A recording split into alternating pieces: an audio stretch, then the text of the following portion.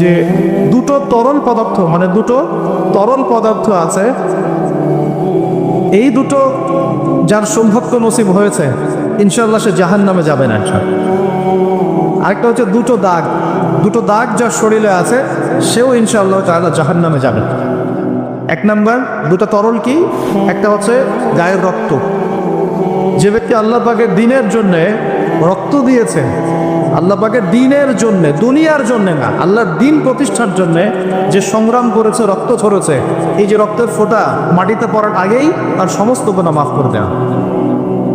যেমন উহুদের যুদ্ধে সাহাবীরা যুদ্ধ করেছেন না, বদরের যুদ্ধে সাহাবীরা যুদ্ধ করেছেন না, তাদের রক্তের ফোঁটা মাটিতে পড়ার আগেই সমস্ত গুনাহ আল্লাহ মাফ করে দিয়েছে। আরেকটা তরল পদার্থ হচ্ছে অশ্রু, চোখের পানি। এই চোখের পানি যে ব্যক্তি আল্লাহকে স্মরণ করে গোপনে, নীরবে, নিভৃতে আল্লাহকে স্মরণ করে কান্নাকাটি করে চোখ দিয়ে পানি ছড়াতে পেরেছেন, ইনশাআল্লাহ ওই চোখ জাহান্নামের আগুন দেখবেন। খুশি হন নাই? এখন যুব সমাজ কি আল্লাহর জন্য কাঁদে না গার্লফ্রেন্ডের জন্য কাঁদে? হ্যাঁ, গার্লফ্রেন্ডের জন্যই কাঁদে।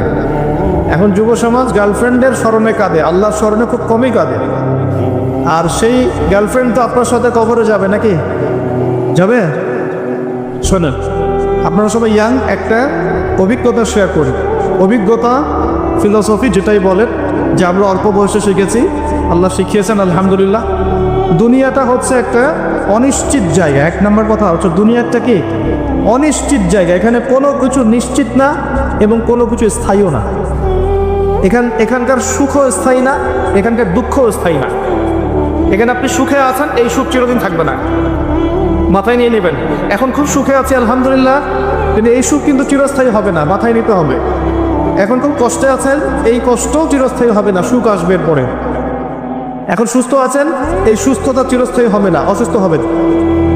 আবার অসুস্থ আছেন, এই অসুস্থতা চিরস্থায়ী হবে না, আবার আপনি সুস্থ হবেন ইনশাআল্লাহ। মানে দুনিয়াতে কোনো কিছুই চিরস্থায়ী না। কারণ কি? কারণ দুনিয়াটাই